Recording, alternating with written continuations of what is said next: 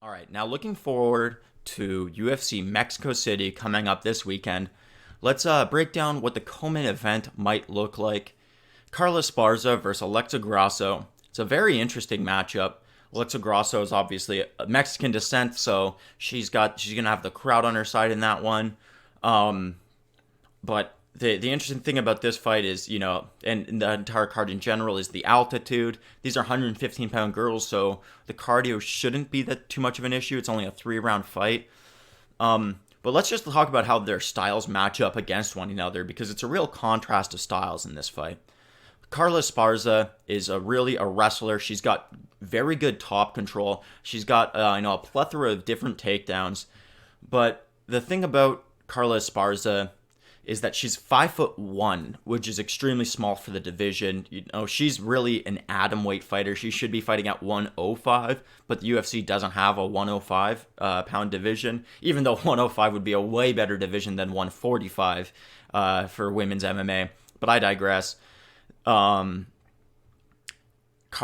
has, like I said, really good wrestling, really good top control, but she's really short, doesn't have good length, and sometimes she has to really reach for those takedowns. She doesn't necessarily set them up by closing the distance with her striking that well.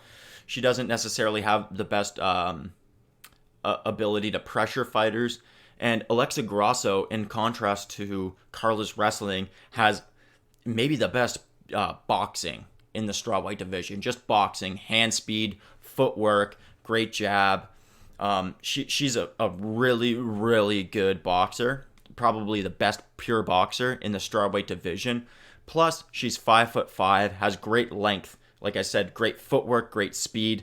I think that those are going to be just a lot of trouble for Carla.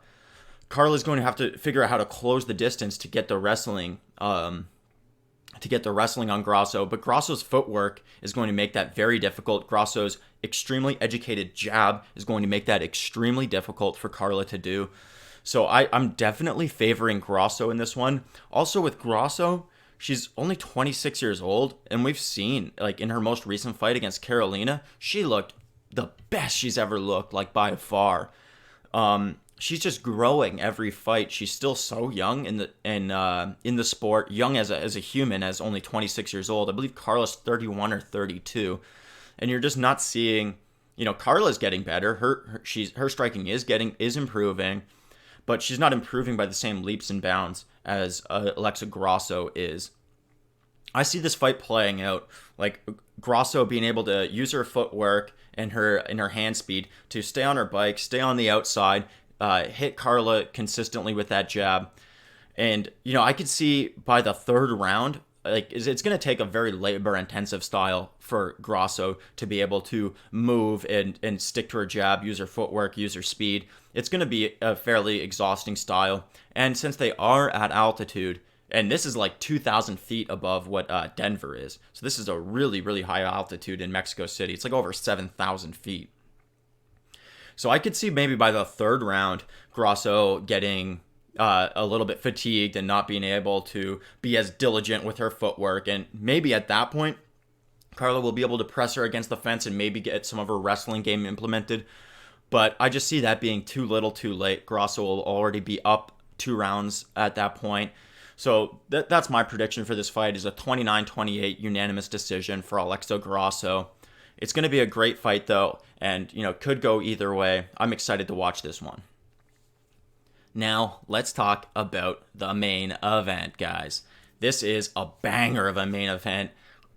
Just once again, the UFC is on a hot streak right now of phenomenal main events, week in and week out, and this is no different. We have Yair Rodriguez, a young guy as well. I believe he's also just 26 years old. Also of Mexican descent, so he should also have the crowd on his side in this one. And he is just flashy, dynamic. He had the knockout of the year last year against Chan Sung Young, the Korean Zombie, and maybe one of the best knockouts I've ever seen, ever. He got it with 1 second remaining in the 5th round of main event fight. And that fight was significant for Yair because that was also, that was at Denver. So that was Yair. And Yair also took that fight on short notice. So on short notice, at a high altitude, we saw that Yair has 5 rounds of cardio in him. Like I said, Yair's a really flashy striker, very flamboyant. He throws exciting stuff. He looks to counter. He likes to stand his ground, and when you encroach on him, he likes to throw. He has incredible blazing speed. He likes to throw exciting techniques like spinning elbows, flying knees, high kicks, spinning kicks, all kinds of exciting taekwondo techniques. And Jeremy Stephens is also a striker, but he is a contrasting style to Yair's, where Jeremy Stephens is pressing forward. He's pressure. He's just got big power. He's looking to knock your head off. Jeremy Stephens is tied with Anderson Silva for second most knockdowns in UFC history, behind Cowboy Cerrone, number 1. But Jeremy is just a guy who's going to look to just throw haymakers, and he looks to put massive pressure on guys. So and Jeremy has immense cardio in his own right. He's been up in altitude in Mexico for the last 5 weeks, training at high altitude to make sure that he has the best cardio possible for this fight. And I think that's really going to benefit Jeremy in this one.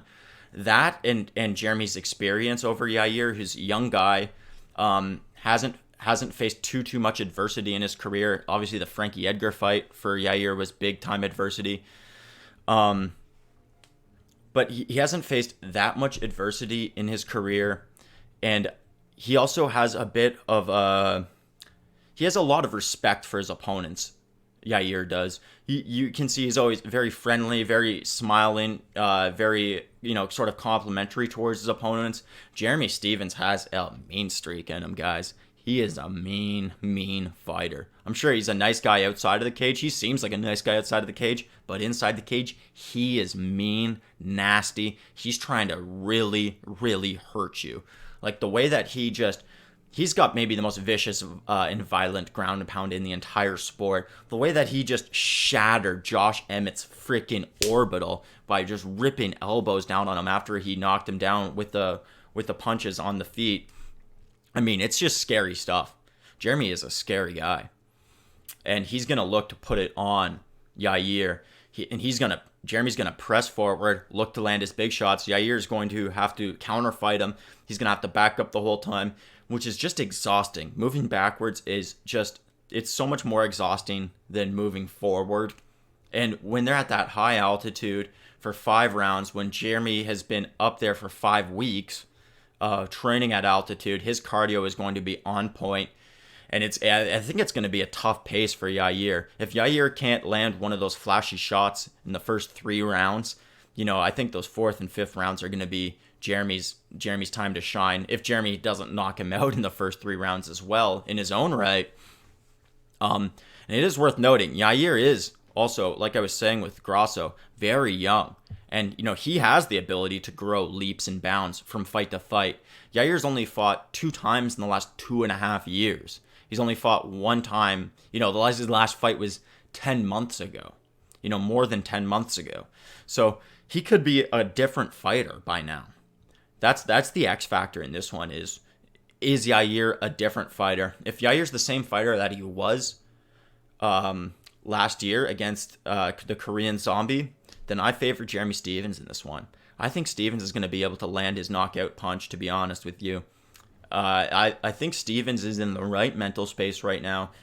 He's taking his career very seriously at this point, and I think he's ready to try to make his run towards a title shot. He's one of the best fighters in UFC history to never have a title shot. I think he's at a veteran place in his career right now where I think he might be able to do that. You saw him have a bit of trouble in his most recent fight against J.E.T, but J.E.T was fading in the 3rd round there. That was Jeremy's round, that 3rd round. I hate to say, it's so annoying. People are like, if that was a 5-round fight, it would have been a different story. Well, if it was a 5-round fight, J.E.T would have paced himself differently and whatnot. It would have been a completely different complexion. But I think that if you're just going to try to engage with Jeremy in a pure striking contest like Yair's going to, and you're going to just try to counter strike him, I mean, if you can't land that big shot, which Jeremy's only been TKO'd 2 times in his career, one time a long time ago by Yves Edwards, and one time more recently by Aldo, but that was due to a body shot. Jeremy's just a hard guy to hurt to the head. Really hard guy to hurt to the head. I don't know if Yair can do it. I think that Jeremy wins this one, and it's a big learning experience for Yair. I think Yair is a future title contender. I just think that he's running into a Jeremy Stephens right now who is at the top of his game. He's the most confident. He's the most mentally strong. He's the most physically strong. His cardio is on point. He's ready to fight, and I think Jeremy is going to win this one. I wouldn't be surprised if Yair gets it, but I think Jeremy's going to land that KO shot on Yair early on. And like I said, I think Yair learns from this, moves on, and has a bright future and as a future title contender in the sport.